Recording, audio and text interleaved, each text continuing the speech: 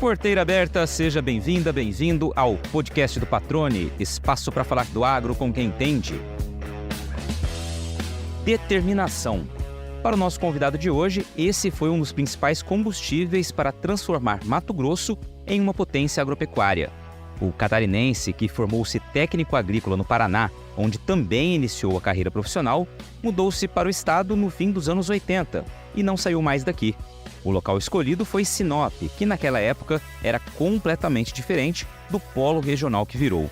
Quase 4 décadas depois, ele relembra a trajetória percorrida, orgulhoso da história que ajudou a escrever e do setor que integra, representa e defende. Foi durante uma entrevista a jornalistas franceses que o Ilson Redivo ficou mais conhecido em várias regiões do Brasil. Ao ser questionado por mais de uma vez sobre a relação entre o avanço da agropecuária e o desmatamento, notou a postura tendenciosa do repórter e não pensou duas vezes. Rasgou o verbo, pontuando as restrições impostas pelo nosso Código Florestal, o tamanho da nossa área preservada e a sustentabilidade da nossa produção. Comparou tudo com a realidade na França e com o próprio continente europeu, deixando os comunicadores sem palavras. O vídeo que viralizou mostrou uma das características do atual presidente do Sindicato Rural de Sinop, a de defensor do agro, sempre com fortes argumentos, baseados em números e fatos.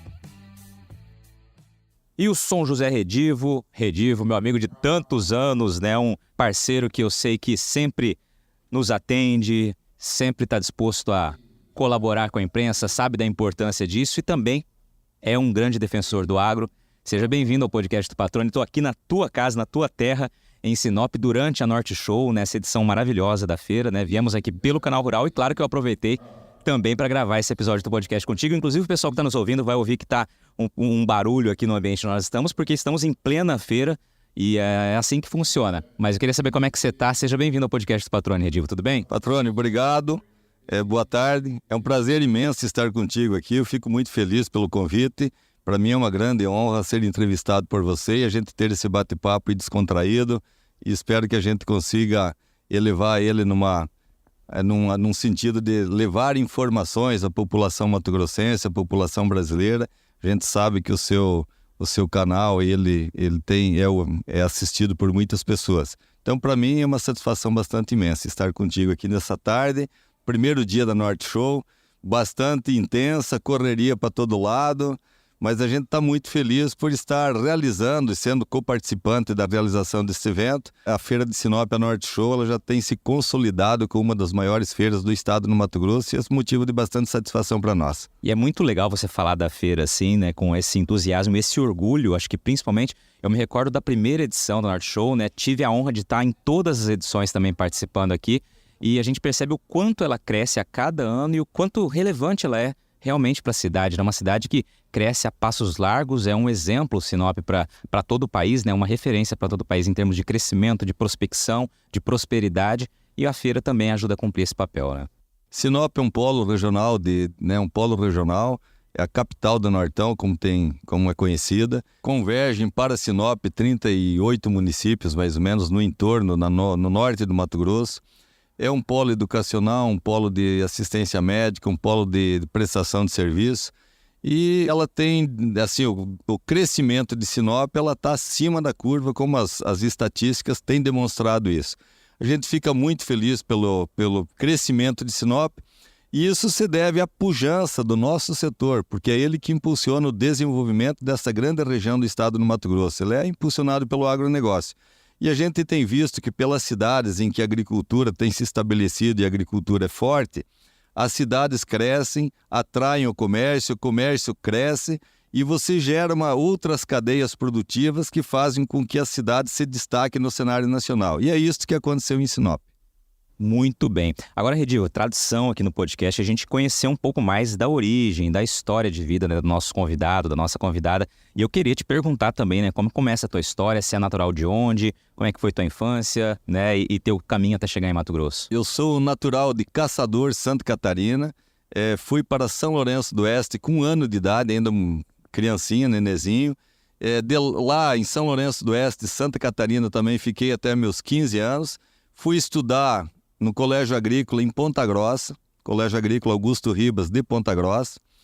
Me formei técnico agrícola e já iniciei um trabalho na Emater do Paraná. Lá trabalhei por 10 anos e da Emater, depois desses 10 anos, eu vim para o Mato Grosso com 30 anos.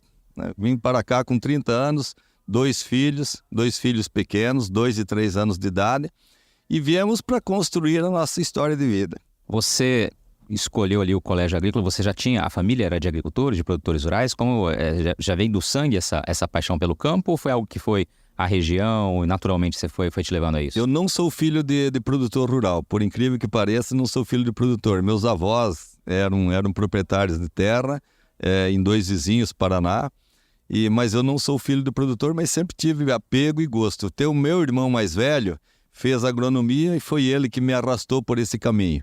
Infelizmente ele faleceu muito novo, num acidente, mas eu segui esses passos aí, segui esse caminho, né? E sempre tive o desejo de possuir o meu pedaço de terra. Eu sou, assim, descendente de pessoas humildes, de uma família humilde, e vim para cá, me estabeleci em Sinop, sem saber, vim para cá buscando alguma coisa para ganhar dinheiro, para conseguir fazer meu pé de meia. E aqui só se falava em madeireira, 1988, aqui era um grande polo madeireiro, e eu montei uma pequena indústria madeireira. E essa pequena indústria madeireira prosperou e a gente conseguiu comprar uma área de terra e realizar aquele sonho de infância que a gente tinha. Então eu fico muito feliz, assim, porque pelo que Sinop me deu, Sinop me proporcionou muitos avanços na minha vida. Hoje a minha casa, hoje a minha cidade para morar, não me vejo morando em outro lugar.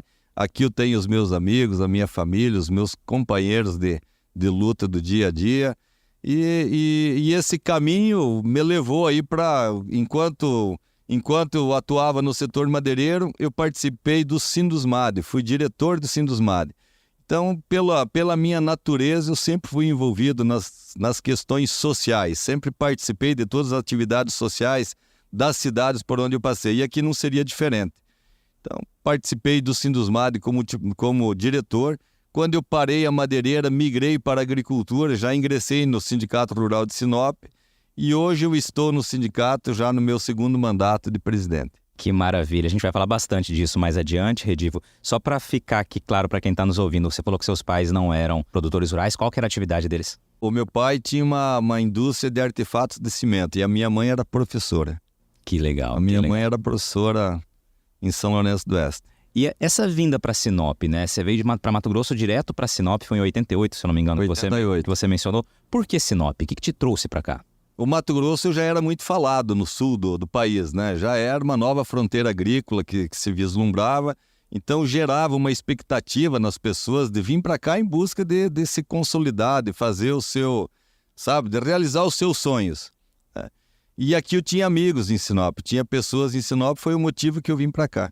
Eu tinha pessoas conhecidas, e eu vim para cá, trabalhei 1 ano numa empresa madeireira, trabalhei 1 ano de funcionário numa empresa madeireira, e depois estabeleci meu próprio negócio, e esse próprio negócio foi prosperando, e a gente conseguiu, vamos dizer assim, sair do setor madeireiro e migrar para a agricultura. E a gente fez isso num momento muito certo, porque as terras valorizaram muito num período muito curto. Então, se eu tivesse, tipo assim, não tivesse conseguido comprar a área naquele momento, eu acho que 4, 5 anos depois seria muito difícil de realizar esse sonho aí, porque as terras valorizaram muito de 2005, 2010, e houve uma evolução no preço das terras muito forte. Então, graças a Deus deu certo, Deus iluminou e os sonhos da gente se realizaram. A gente tem uma propriedade muito, muito bonita, sabe? E a gente conseguiu se estabelecer aqui e desenvolver a nossa família, né? Desenvolver a nossa família e pensamos em Sinop. Quantos anos foram com a madeireira até você conseguir realizar esse sonho e migrar para a agricultura? Mais ou menos aí. Eu vim em 88, em 2002 eu comprei a área de terra e em 2014 eu parei o setor madeireiro. Desenvolvo atividade agrícola a partir de 2002, e no ano de 2014 eu parei a atividade madeireira aí pelas pressões ambientais e as dificuldades impostas, e a gente achou melhor se dedicar somente à agricultura. Teu início na agricultura foi com o quê, Redivo? Soja e milho. Soja e milho. Como é que foram as primeiras safras ali? Inicialmente soja, A área que eu comprei era uma área de pastagem bem degradada, aberta em 78, então até você recuperar essa área de pastagem degradada, você sofre um pouquinho. O primeiro ano a produtividade foi bastante baixa, em torno de 30 sacas por hectare, mas depois ela foi melhorando com o passar do tempo e você foi corrigindo o solo, melhorando as condições de solo, e hoje é uma área altamente produtiva, com todas as condições aí de produzir 60, 70, 80 sacas de soja por hectare. Só para que a gente deixe aqui também uma recordação sua, Redivo, para quem está ouvindo, você falou da vinda em 88 para cá e a economia era baseada na atividade madeireira, como você disse. Qual era a realidade de Sinop naquela época, no que diz respeito à estrutura, né, às construções? Como era viver aqui naquele momento? Na sequência já me fala como é hoje. Esse histórico é muito importante. Em 88 nós não tínhamos, a energia era fornecida na cidade de Sinop, era fornecida por grupos geradores. E quando tinha energia num lado da cidade e não tinha no outro, ela era racionada. Você não tinha estradas, você não tinha assistência médica, você tinha bastante problemas com a área médica, você não tinha escolas, você tinha dificuldade na... Então era uma cidade que estava iniciando, prosperando, sabe? Uma cidade que crescia bastante e o poder público, como sempre, não acompanha o crescimento. Então já naquela época você sentia muito mais isso.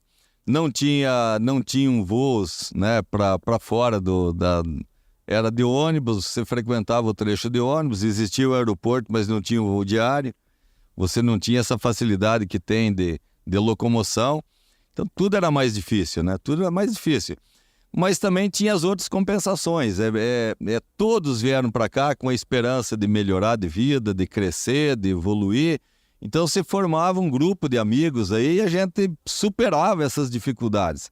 E superava com muita energia, com muita garra. Quando você está trabalhando e está realizando o teu sonho, nada é difícil. Sabe? Nada se torna difícil. E as pessoas que vieram para cá, todas foram imbuídas do mesmo ideal. Todas tinham a intenção de realizar um sonho de vida. Né? Eu tenho amigos aí que são muito amigos até hoje que vieram nas mesmas condições. Né? Pessoas recém-formadas vieram para cá, se estabeleceram, médico veterinário, engenheiros agrônomos, se estabeleceram aqui hoje, né? Estão bem de situação, mas enfim, todo mundo veio com determinação. Eu acho que essa região ela é próspera, todo o Mato Grosso é próspero, porque para cá vieram pessoas determinadas. Eu acho que esse é o grande diferencial do desenvolvimento tão acelerado dessas regiões do estado do Mato Grosso. Deus proporcionou, acho que, os fatores ideais, as condições ideais para a gente produzir. Nós temos topografia plana, nós temos chuvas abundantes e regulares, né? Que é uma dádiva de Deus. Nós temos luminosidade, que faz com que as culturas se desenvolvam, né? Que elas precisam de sol, que é fonte de energia. Então isso tem. O resto você vai melhorando, você corrige a acidez do solo, você melhora a adubação do solo, isso aqui você consegue fazer com o passar dos anos. Melhorou muito as condições tecnológicas, hoje nós temos máquinas de ponta, máquinas com alta tecnologia agregada que facilita o desenvolvimento das culturas aqui, e por isso que Mato Grosso é o que é. Mato Grosso se transformou pela vinda dessas pessoas guerreiras para cá, a vinda dessas pessoas determinadas, guerreiras, que enfrentaram muitas dificuldades, mas que venceram, né? Que são vencedores. E fazem com que esse estado do Mato Grosso, que há 30, 40 anos atrás era um estado inóspito, de baixa produtividade, baixa renda per capita, se transforme num celeiro do mundo. Excelente, acho que você trouxe um ponto muito importante, que é justamente essa determinação. Também concordo com você, né? As pessoas determinadas superam os desafios, né? Eles são muitos, existem, né? Mas a determinação é o combustível para que a gente continue olhando para frente, né? Exatamente. Eu sempre digo que para cá vieram pessoas diferenciadas. Na sua grande maioria, quase que na sua totalidade, são pessoas diferenciadas, porque os acomodados ficaram por lá. As pessoas que não tinham o ímpeto de crescer, de sair do comodismo, ficaram lá. As pessoas que vieram para cá eram pessoas que estavam a fim de, tinham a determinação de fazer alguma coisa na vida, né? Então, acho que esse é um ponto fundamental. E elas transformaram essas pessoas de norte a sul, leste a oeste do estado do Mato Grosso, elas transformaram não somente o Mato Grosso, como todo o centro-oeste brasileiro. Desafiadora. Esta é a palavra que melhor define a atual safra, marcada pelos efeitos das condições climáticas adversas no campo. Você, produtor, sabe que para superar grandes desafios é fundamental contar com uma empresa que ofereça sementes de alta qualidade, além de soluções inteligentes e completas que vão transformar os seus resultados na próxima safra. No novo portfólio da Agrosol Sementes, você encontra variedades selecionadas, mais vigor, mais germinação, tecnologia e qualidade. Você pode agendar uma visita presencial ou fazer um tour virtual no site, onde você pode explorar cada detalhe das instalações, conhecer mais sobre os processos e entender por que a Agrosol Sementes é a escolha ideal para elevar sua produtividade na próxima safra. Aproveite e fale agora mesmo com o time especializado para saber mais sobre os destaques do portfólio, condições de campo e outras vantagens exclusivas que a Agrosol preparou para você. Afinal, transformar os seus resultados faz parte das nossas raízes. agrosolsementes.com.br. Maravilha. Ô Redivo, mudando um pouquinho de assunto agora, você mencionou que está na sua segunda gestão, né, à frente do Sindicato Rural de Sinop, mas participa da diretoria, dos trabalhos já também em outras gestões. Hoje é vice-presidente da FAMATO. Eu queria começar te perguntando quais são as principais características de um bom líder do setor. O que ele precisa ter realmente para conseguir representar um setor tão importante para a nossa economia, tão fundamental para o nosso Estado e que enfrenta tantos problemas, tantos desafios, como a gente sabe, especialmente com relação a críticas, e a gente vai falar disso mais adiante.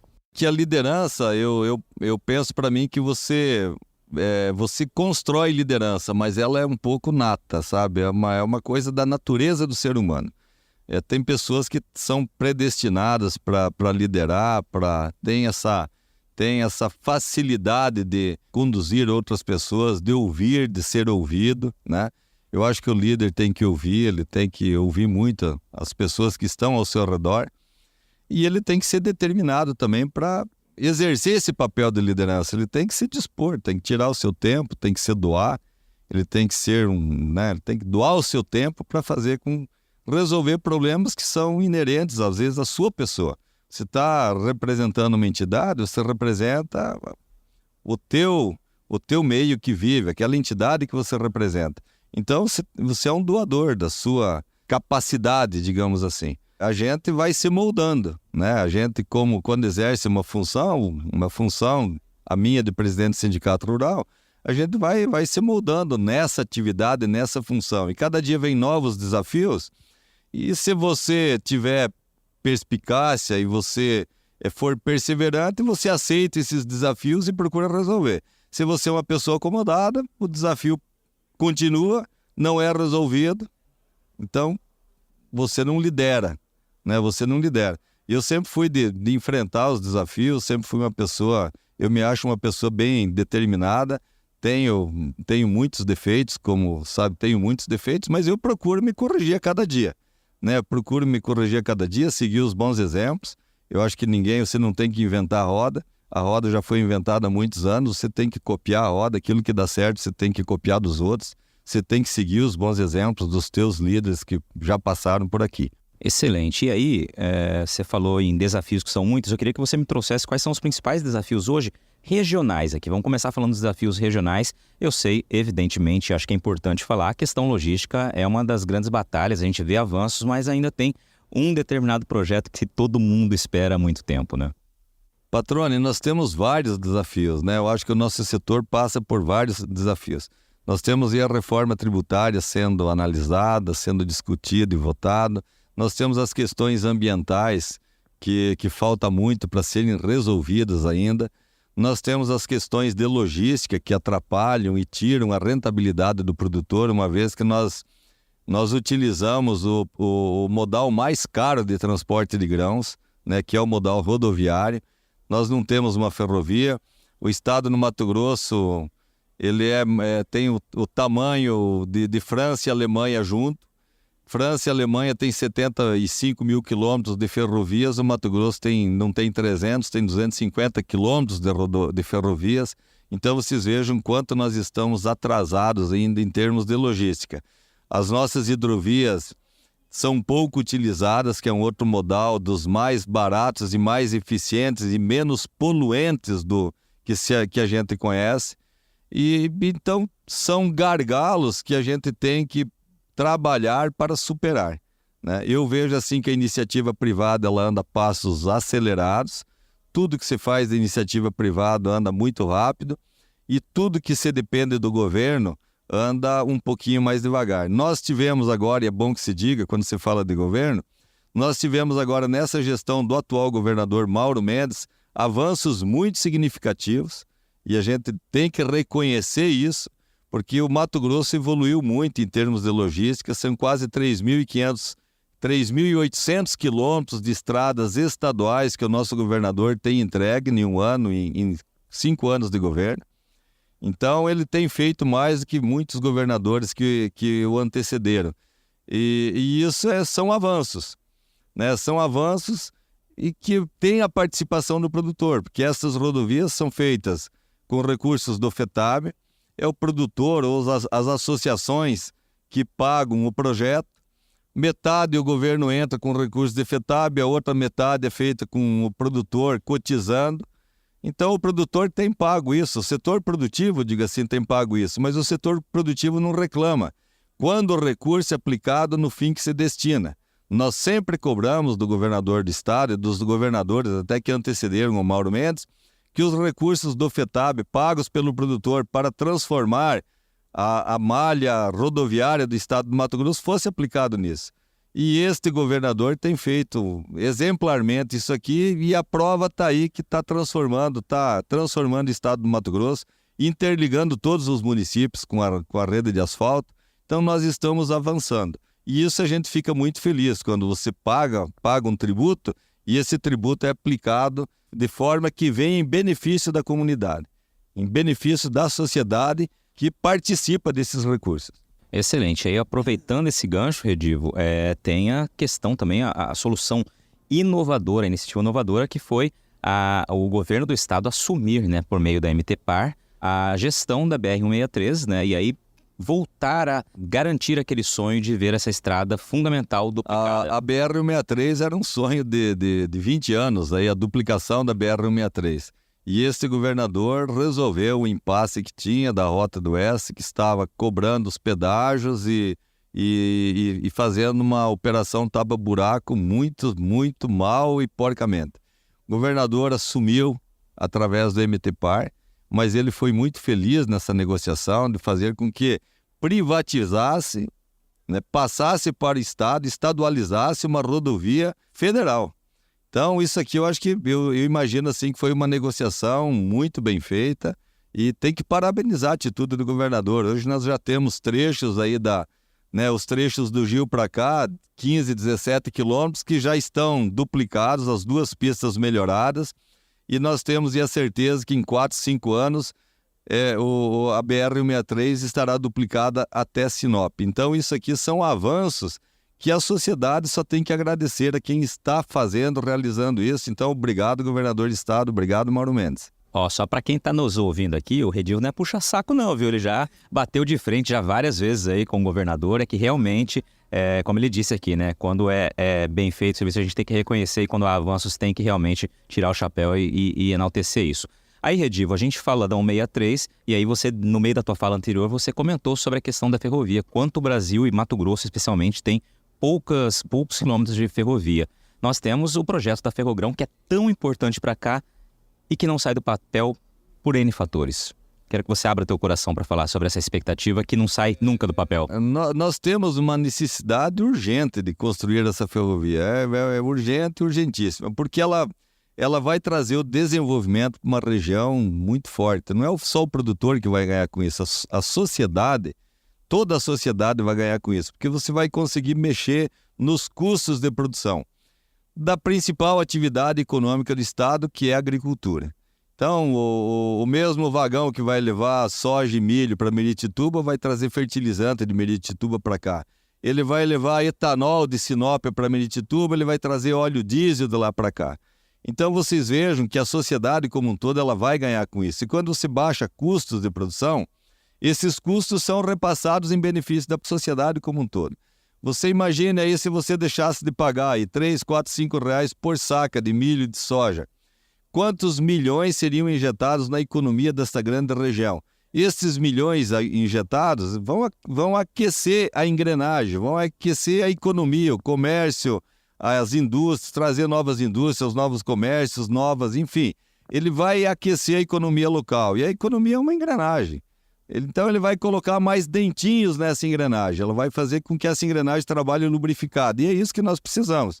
Então, essa ferrovia, ela está emperrada por conta de uma liminar que foi impetrada no Supremo Tribunal Federal.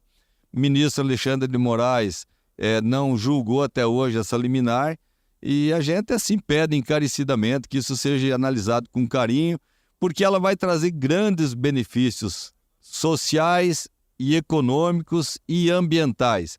Você imagina você tirar 1.000 caminhões da rodovia todo dia e você colocar essa carga de 1.000 caminhões em um comboio ferroviário. Então, quantas vidas você deixa de ser ceifadas? Quantas pessoas morrem aí?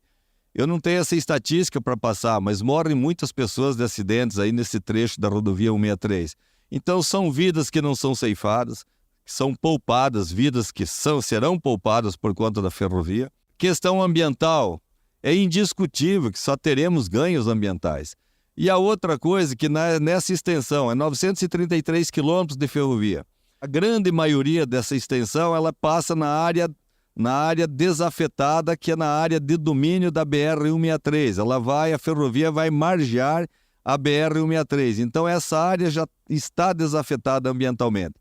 Ela passa por uma área, uma pequena quilometragem que passa no Parque do Jamanchim, e lá afeta uma área de 500 hectares aproximadamente, nem 500 hectares. Mas o Parque do Jamanchim tem 868 mil hectares. Então, vocês vejam bem, é 869.800 hectares. Então, 500 hectares numa área de 868 mil hectares é uma coisa muito insignificante para travar uma obra dessa grandeza. Então, a gente entende que não é questão ambiental o problema, sabe? A gente vê que não é uma questão ambiental, porque se fosse... Eu não vejo aonde que a construção de uma ferrovia não vai trazer ganhos ambientais para toda a sociedade, para toda a comunidade. Mas nós precisamos entender isso, acelerar, e o governo tem que entender a necessidade dessa grande obra. O Brasil tem que avançar, minha gente. O Brasil precisa de avançar para nós sairmos desse apagão da logística. Muito bem. Só para quem está nos ouvindo, trazer uma informação adicional, a liminar a qual o Redivo se referiu foi impetrada pelo PSOL, né, e aguarda o julgamento do ministro Alexandre de Moraes no STF. Por conta disso, né, os estudos eles foram parados, né, o avanço do projeto foi suspenso. Redivo, um outro ponto que você citou, acho que vale trazer também um recorte maior. Hidrovia. Durante muitos anos eu vim aqui, né, registrar junto com a equipe do Canal Rural, com o Pedro Silvestre, a expectativa dessa região de Sinop com a hidrovia, né? Vocês ainda têm esperança de que a hidrovia saia daqui?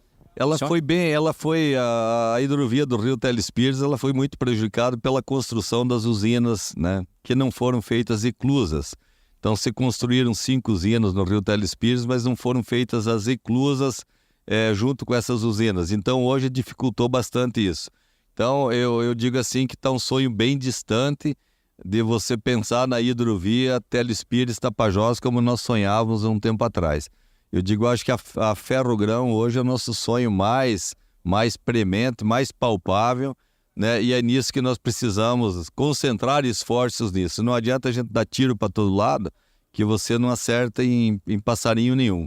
Então, acho que é o nosso grande passarinho que nós temos que pegar aí, a Ferrogrão, que nós temos que fazer, concentrar esforços, né, para que essa Ferrogrão saia do papel e seja uma realidade. Excelente. Só para também deixar claro para quem está ouvindo e que não conhece o termo ferrogrão, ferrogrão é uma ferrovia então que teria 933 quilômetros saindo daqui de Sinop, indo até Miritituba ali, né? Já é um distrito de Itaituba, onde fica um porto ali fluvial que leva a carga de soja aqui até chegar ao mar. Redivo, vamos lá. Um outro ponto que eu acho que é fundamental você falar, e você teve um capítulo recentemente muito emblemático, que diz respeito à imagem do Brasil, da nossa produção agropecuária, como ela é muitas vezes vista ou demonstrada lá fora por N interesses, né? E você deu uma entrevista recentemente a uma equipe de TV francesa, se eu não estiver equivocado, em que você acabou dando uma boa lição ali com alguma pergunta que veio direcionada nesse sentido, né? Eu queria que você me relatasse com as suas palavras esse episódio. Então, eu vejo assim, eu vejo uma deficiência do setor do agronegócio com a comunicação com as pessoas urbanas. Nós temos que melhorar nesse quesito, e quando eu digo que nós temos que melhorar, é toda a sociedade que tem que melhorar isso. Eu recentemente fui numa reunião na Embrapa lá, eu disse assim, numa reunião da Embrapa em Brasília, e eu comentei lá que eu nunca vi um país em que os seus governantes falam mal da principal atividade econômica do Brasil. A principal atividade econômica do Brasil é o agronegócio. Ele é responsável por 1/4 da produção. Se você tirar o agronegócio, tirar o setor agropecuário da economia brasileira, nós estamos falidos, porque ela é uma engrenagem motora que aquece outras cadeias produtivas. Então não é só o agronegócio, a economia só voltada do agronegócio. Você tem que imaginar que é ela que toca o comércio local de Sinop, a agricultura que move o comércio de Sinop. Se não tivesse agricultura, Impasa não estariam em Sinop, gerando emprego, renda, novos impostos, novos cargos de empregos. Então ela é a engrenagem motora da economia brasileira. E quando você vê governantes falando mal do agronegócio, da sua principal, é uma coisa que dá tristeza no coração da gente. Então nós brasileiros, de fato, aquelas pessoas brasileiras, eu acho que nós temos que mudar esse discurso, né? Nós temos que mudar esse discurso, a gente tem que se policiar. Então, e nós temos que aprender a comunicar melhor com a sociedade urbana, porque às vezes vem de uma escola de aula, eu vejo assim, no material escolar, você vê quantos livros do material escolar, do MEC, falando mal do agronegócio. Ninguém analisa isso, ninguém criva isso aí, ninguém filtra isso. Então você vê que tem uma tendência, existe uma tendência de denegrir a imagem de um setor que é responsável muito forte pela economia brasileira. Isso que eu digo que é lamentável, quando o próprio governo dá tiro no pé.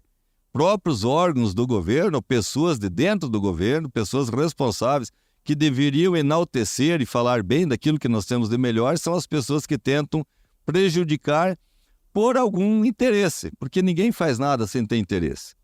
Ninguém faz nada, então está atendendo algum interesse escuso, né? Então isso é lamentável. Mas nós do agro, nós temos que tentar melhorar essa imagem, e isso a gente tem feito. Então quando eu dei essa entrevista para o francês, a preocupação dele, a gente ficou muito nítido que ele queria tudo ele relacionava com o desmatamento. Ele só queria mostrar o desmatamento da Amazônia. E daí chega numa hora, depois de 4, 5 horas junto com o cara só tentando te enquadrar, daí saiu aquilo. Eu digo, o que a França tem para mostrar para a gente? Qual é a energia, a fonte de energia da França, da Europa como um todo? É energia tocada a carvão, energia nuclear, é muito pior do que a nossa energia. A nossa fonte de energia é de etanol, nós temos etanol de milho, etanol da cana, nós temos as hidrelétricas, né? Nós temos energia eólica, nós temos energia solar no Brasil, que está crescendo muito, energia solar. Então a nossa fonte de energia serve para exemplo para toda a Europa. É muito menos poluente do que a fonte de energia da Europa, né? Nós aqui temos o Código Florestal mais restritivo do mundo. Nós podemos abrir somente 20%. Eles, os europeus, podem plantar 100% das suas propriedades. Então nós podemos plantar apenas 20% e agora eles querem tirar esse direito de você plantar 20%? Então eu pergunto para quem está nos ouvindo, qual é a sustentabilidade que tem de uma pessoa que mora no interior, que mora no meio do mato, se ela não pode produzir? Como é que aquela propriedade é sustentável? O que quer dizer sustentabilidade? Sustentabilidade nós temos que pensar primeiro no ser humano. Primeira coisa que nós temos que pensar é no bem-estar das pessoas, né? Nós temos que pensar no bem-estar das pessoas que vivem lá socadas dentro da Amazônia, dessa grande região Amazônia.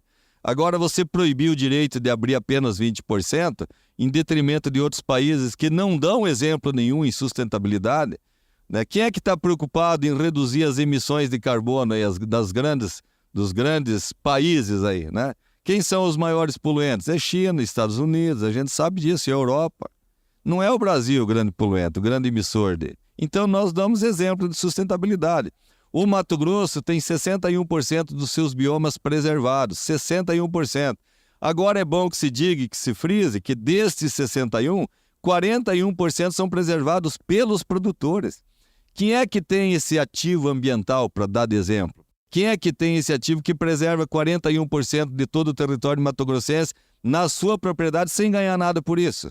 Eu só tenho o ônus de cuidar da floresta que tem na minha propriedade. Eu só tenho a despesa de cuidar, que não passe fogo, fazer acero, impedir que roube madeira, entendeu? E o que eu ganho com isso? Né? Então eu estou gerando bem-estar para o cara que me critica, que mora na cidade e que ele não faz nada por isso. O Rio Tietê é um lixo. Todo mundo joga latinha de cerveja na rua, enfim, nos rios, etc. e tal. O Rio Tietê chega em São Paulo limpo, que se toma água. A hora que ele adentra em São Paulo, você consegue tomar água do Rio Tietê? Você não consegue.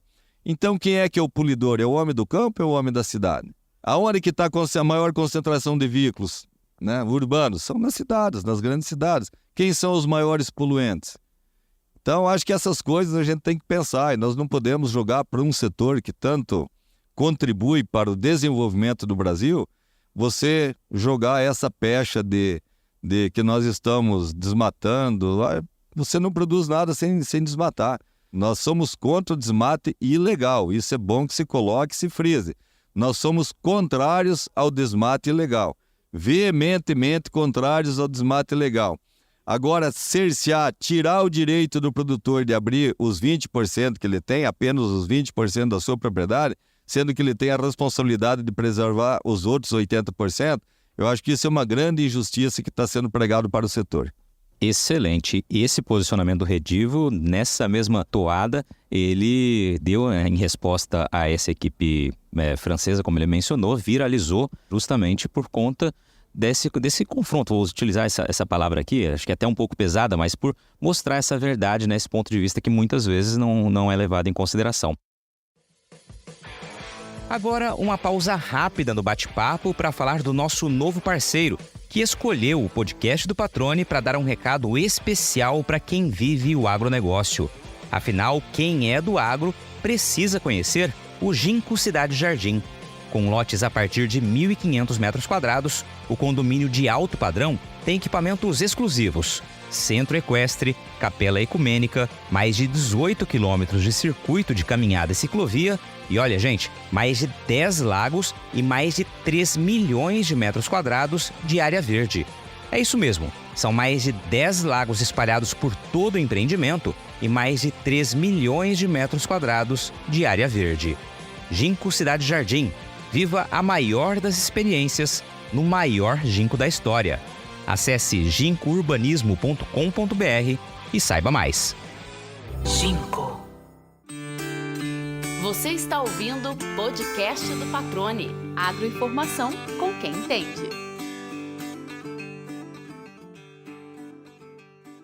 E aí, Redivo, você falou de cercear o direito e eu sei que tem um movimento muito grande agora dos produtores contrários, né, à continuidade da moratória da soja. Só para relembrar aqui, um acordo firmado em 2006 por várias multinacionais que compram o grão brasileiro e vendem lá para fora, justamente para atender interesses dos compradores europeus, né? Então, esse acordo que foi firmado em 2006, ele proíbe a compra de grãos, né, de soja produzida em áreas que tenham sido desmatadas após 2008, mesmo que esse desmate, essa abertura de área tenha sido autorizada, ou seja, esteja dentro do percentual permitido por lei, né? E há claramente um grande movimento agora, eu queria que você falasse sobre isso, né, de contestar e de pedir socorro aos políticos, né, para que algo seja feito, né? É um acordo comercial, mas que a política encontre alguma forma de contestar isso. Me explica como que vocês estão trabalhando. Nós vemos a moratória como uma imposição feita através dos signatários da Biov, e é uma imposição ilegal, porque nós concordamos em que sejam penalizados os produtores que desmataram de forma ilegal. Ponto. Isso não se discute. Então nós concordamos, eu vou repetir, concordamos que sejam penalizados os produtores que exerceram desmate ilegal.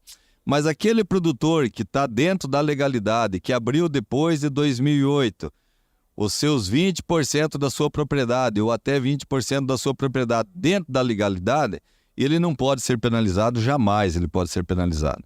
E nem aqueles produtores que já têm propriedade aberta há muito tempo, que é o meu exemplo. Eu tenho uma área de 1.550 hectares que eu planto desde 2002. Agora eu tenho uma área de mato, 100% mato, que eu estou buscando a regularização de 20%. Quando eu regularizar e desmatar 20%, eu vou ser penalizado na área toda. Naquela área que já é pacífica. A área foi desmatada antes de 2008, foi desmatada em 78. Então não pode haver uma penalização dessa natureza. Então, a moratória, ela está agindo como um desmate zero, sabe? Ela está fazendo com que o produtor, se você for seguir essa legislação, ele cerceie o direito dele de desmatar os 20%, tá certo? E você não pode impedir o desenvolvimento do estado no Mato Grosso, porque o estado é muito novo, né? Você pode, nós aí, eu acho que a evolução agrícola aí é dos últimos 50 anos. Nós não temos mais de 50 anos que o estado cresceu. Foram nesses últimos 50 anos. Então, 50 anos é um espaço de tempo muito curto, minha gente. É um espaço muito pequenininho. E você não pode impedir o estado de paralisar o seu desenvolvimento. Nós temos aí na região norte do estado do Mato Grosso muita área que não foi aberta, zero. O produtor tem lá 5, 10 mil hectares, 1.000 hectares, 800 hectares, enfim. Ele tem áreas de terras que ele não abriu nada. Você vai impedir esse produtor de exercer o seu direito de abrir apenas 20% dessa propriedade? Eu acho que isso aqui é uma injustiça que está sendo cometida. Então, diante disso, diante destas injustiças que são feitas através dos signatários da Biove, que é a associação que coordena isso, nós fizemos aí os prefeitos, do estado do Mato Grosso, fizeram um movimento, se reuniram mais de 100 prefeitos com o governador do estado, pedindo que o governador do estado intercedesse para eliminar a moratória. Fomos muito bem recebidos pelo governador. De novo, queremos parabenizar o governador, porque ele colocou 4 questões cruciais e ele foi muito incisivo e positivo naquilo que ele falou. Primeiro, falou em dialogar com as entidades signatárias da Biove. Segundo, ele pediu para a Maureen, que estava presente nessa reunião com mais de 100 prefeitos, que levantassem as ONGs que fazem parte dos conselhos estaduais, as ONGs que são contrárias ao desenvolvimento do estado, palavras dele, as ONGs que são contrárias ao desenvolvimento do estado do Mato Grosso, que fossem levantadas essas ONGs que ele iria destituir dos conselhos estaduais. Terceiro, ele pediu que se estudassem medidas para tirar os incentivos fiscais dessas empresas signatárias da Biove que não concordassem em sair fora da Biove, da moratória. E quarto, por último, falou em estudar medidas judiciais cabíveis para eliminar a moratória da soja. Então ele foi muito incisivo e muito positivo. E nós estamos aguardando a resolução desses problemas. Agora, recentemente, as câmaras municipais do estado do Mato Grosso estão encaminhando ao governador do estado requerimento no sentido de pedir ao governador que exerça, que ele de fato coloque em prática isso que ele anunciou nesta audiência que teve com mais de 100 prefeitos em novembro, que ocorreu em novembro. Bom, diante disso, a gente pede ao governador de estado, né? Nós não queremos jamais ir para o confronto com o governador de estado, porque nós temos que dialogar. Eu acho que tudo passa pelo diálogo. Mas que o governador ele entende o problema. O governador se posicionou a nosso favor, se posicionou contra a moratória da soja. Então que nos ajude, sabe, o governador que de fato execute essas medidas, que a gente avance nesse quesito, para que num curto espaço de tempo a gente chegue num consenso para eliminar essa moratória que tanto tem impedido o desenvolvimento do estado. Né? E eu quero colocar mais uma coisa com relação à moratória da soja. A soja e a pecuária. Eu não vejo um boi com 10 anos no pasto que não é comercializado, não é abatido. Não existe um boi com 10 anos que não é vendido por conta da moratória da carne. Não existe um saco de soja plantado nessas áreas desmatadas depois de 2008 que não é comercializado. Então isso aí está gerando até um problema de desvio de tributos. O produtor se obriga a vender para um laranja, se obriga a vender para uma pequena empresa, essa pequena empresa troca de nota e ela vende para Maggi, para Cargill, para Bunge, para DM, daí o soja é legal. Tá certo? Então, se fosse assim, as áreas desmatadas depois de 2008 não seriam mais plantadas, porque o produtor não teria para quem vender, uma vez que essas empresas signatárias da Biov são detentoras de 80%, 90% de toda a exportação de soja que acontece no Brasil. Então, são empresas poderosas, mas não é porque são poderosas que elas podem não respeitar a legislação brasileira. Então, a legislação brasileira dá esse direito ao produtor de abrir 20%. E esse direito tem que ser respeitado. Uma vez que elas não respeitam esse direito, elas estão passando por cima da legislação brasileira. E se todos são iguais perante a lei, como diz a nossa Constituição, estas empresas têm que se colocar ao rigor da lei. Muito bem, Redivo. E só para deixar claro para quem está nos ouvindo, o Redivo falou várias vezes em 20%, é o percentual permitido para ser aberto em áreas do bioma Amazônia. A moratória da soja se refere ao bioma Amazônia, mas há uma expectativa, há um trabalho também que a própria ProSoja, né, as entidades que representam o setor, e o Redivo vai falar também sobre isso, há uma tentativa de expandir essa moratória também para o Cerrado, né? Ou seja, aí a situação ficaria ainda pior do ponto de vista dos produtores, né, Redivo? Essas empresas não satisfeitas na restrição apenas do bioma amazônico querem ampliar essa restrição para o Cerrado brasileiro. Então, a hora que ela atingir o Cerrado brasileiro, talvez haja um... Eu penso assim, que talvez até vai ajudar a gente a resolver o problema da Amazônia, porque daí a briga não é só nossa, você entendeu? A briga passa a ser uma briga que afeta vários estados, e uma área muito maior do que uma área muito maior do que de produtores aí. Então, eu acho que daí eu penso até que vai ter um apoio, um apoio melhor. A gente tem esse exemplo aqui quando estava sendo discutido o Código Florestal em Brasília para aprovação do Código Florestal, quando foi englobado restrições para outros estados, os outros estados vieram em apoio e não houve uma restrição maior do que, senão eles iam engessar 100%. Naquela época se pensava em restringir 100% o desmate da nossa região.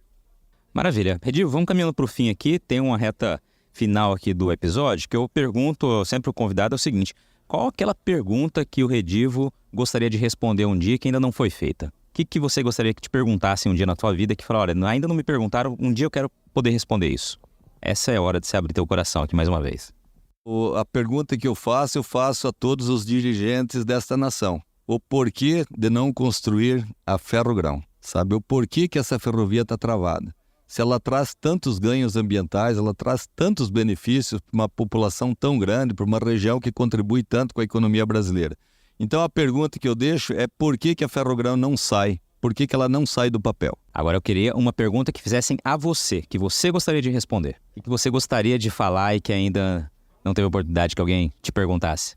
Eu sinceramente, eu gostaria, uma coisa que eu coloco assim, eu gostaria que houvesse do nosso setor uma participação maior com as entidades, sabe? Que o nosso setor fosse mais unido, que o nosso setor se unisse mais para resolver as causas comuns do setor. Eu vejo tantos exemplos positivos de cooperativa que tem nascido na nossa região mesmo. Eu mesmo sou sócio de uma cooperativa de pequeno porte com 11 famílias, é Coazul, cito o nome dela, e é uma coisa que nasceu numa mesa com poucas pessoas pensando e tem dado um resultado fantástico, muito significativo. Nós temos um problema muito sério no estado do Mato Grosso, que é a falta de armazenamento. Nós não temos armazéns para colocar metade daquilo que nós produzimos. Então isso é um problema de segurança nacional. Isso passa a ser um problema de segurança nacional, uma vez que eu não tenho armazéns para colocar 50% do produto que eu produzo, que sai da fazenda. Então o que acontece? Se não colher, carregar e mandar para os portos, não tem aonde colocar o nosso produto. Então nós temos outros gargalos para serem resolvidos que podem ser resolvidos com o associativismo, com o cooperativismo. Nós podemos juntar 4, 5 produtores e construir um silo em comum para 4, 5 famílias. Então isso nós temos que aprender a confiar no nosso vizinho, a conversar mais com o nosso vizinho, a dividir os nossos problemas com o nosso vizinho e buscar união para nós sermos mais fortes. A gente vê isso com todas as grandes multinacionais se agrupando, somando multinacional que já são fortes, somando duas para ser muito mais forte, para ter muito mais poder de mercado, e nós ainda não aprendemos a juntar o nosso vizinho de fazenda, o nosso vizinho de porteiro, para sentar junto, conversar e discutir os problemas que são comuns. As entidades existem, elas existem para tentar resolver problemas dos produtores. Mas sem a participação do produtor, é difícil de você resolver. Sem que haja participação, você não é forte. Então, as entidades, o sindicato rural só é forte se tiver participação do produtor. Se ele não tiver a participação, o envolvimento dos produtores, nós não somos ninguém. Não adianta o Redivo sozinho tentar dar murro em ponta de faca que não vai resolver. Então, nós precisamos da participação dos produtores e da união dos produtores para nós buscar o fortalecimento da nossa classe. E olha, eu faço coro a essa sua voz, esse seu pedido, Redivo, porque como jornalista acompanhei várias vezes, várias reuniões, vários trabalhos de vocês, são trabalhos de bastidores e que mostram, né, o quanto as entidades trabalham de fato, né? Muitas vezes o produtor não tem nem conhecimento do que está sendo feito, justamente porque as entidades conseguem blindar aqueles assuntos que podem vir a atingir os produtores, conseguem em ações, em articulações, né, evitar inclusive que eles sejam levados adiante. Então é um trabalho que muitas pessoas não veem, mas é um trabalho extenuante o tempo todo, uma atenção total e uma dedicação muito grande de tempo também. Então a gente vê exatamente isso que se fala, que as entidades têm um papel fundamental na nossa atividade, em todas as atividades, não é somente o sindicato rural, mas todas as, né, CDL, Associação Comercial, enfim, todas as entidades têm um papel fundamental nos seus ramos de atividade, mas todas elas só são fortes se tiver união. Né? Então eu conclamo aqui, eu faço um chamamento a todos os produtores que participem da ProSoja, que participem do sindicato rural, que participem das suas entidades para fortalecer, para criticar as entidades, para dar caminho, né? Criticar com críticas positivas, né? Construtivas, né? Críticas construtivas que vão fazer com que o nosso setor melhore cada vez mais. Maravilha. Redivo, última pergunta aqui, na verdade é uma pergunta, uma curiosidade sobre Wilson José Redivo. Não acompanho futebol, nunca joguei futebol na vida, não acompanho futebol. Eu sou assim, não acompanho. Eu sou muito caseiro, uma pessoa muito caseira. Sou muito família, com a minha família, divido meu tempo de sobra assim com a minha família. Não tenho o hábito de frequentar bar, coisa assim, nunca fui. Na minha juventude também não fiz isso. Então eu sou um cara caseiro, trabalhador, que procuro levar a minha vida de forma corretinha, né, de forma correta, e sou muito feliz ao lado das pessoas que eu tenho em casa. Tenho 2 filhos que eu amo muito, tenho uma netinha que é Filipa, o nome dela, tem 1 ano e 7 meses, é uma fofurinha. Então, sou uma pessoa feliz, né, e executo meu trabalho dentro do sindicato assim com muita desprendimento, e é uma doação que a gente faz, mas eu sou muito feliz fazendo isso. Maravilha, é um apaixonado pelo setor, um grande defensor. Redivo, obrigado pela participação aqui conosco, foi muito bacana bater esse papo com você, conhecer um pouco mais da tua trajetória, né, e entender de que maneira você realmente se tornou esse líder, né, tão reconhecido, tão batalhador pelo setor, né, realmente exemplar e que pensa coletivamente, né. Obrigado por ter participado aqui conosco. Olha, eu agradeço você, para mim foi um motivo de bastante satisfação fazer esse podcast, eu fico muito feliz. E você conheceu um pouquinho da minha vida e da minha história, né, minha trajetória, e estamos juntos aí, né? Nós estamos aqui na Norte Show, nossa 5ª edição. Eu tô desde o nascimento dessa feira, a gente participa aqui desde o nascimento da feira, 5 anos atrás, e é motivo de bastante alegria você ver a evolução que teve essa feira e o quanto ela cresceu e o quanto ela prosperou em apenas 5 anos. Então é uma criança, mas já é uma criança que está rendendo muitos frutos positivos para a sociedade, para a comunidade. A feira agrega muito para o município de Sinop, para o comércio de Sinop, né? E ajuda a projetar, né? Aí Sinop no cenário nacional e trazer informações para os produtores, para toda a comunidade. E aí, gostou do bate-papo? Então dá aquela força e compartilha essa entrevista com os seus contatos. E olha, aproveita para mandar aquele feedback dizendo o que você está achando do podcast do Patrone. Pode criticar, elogiar, sugerir temas e pessoas para dividir boas histórias aqui nos próximos episódios. É só enviar uma mensagem lá no Instagram para @LuizPatrone que a gente troca uma ideia, viu? Então, gente, sucesso da porteira para dentro, força e fé da porteira para fora e vamos que vamos! Você ouviu o podcast do Patrone, agroinformação com quem entende.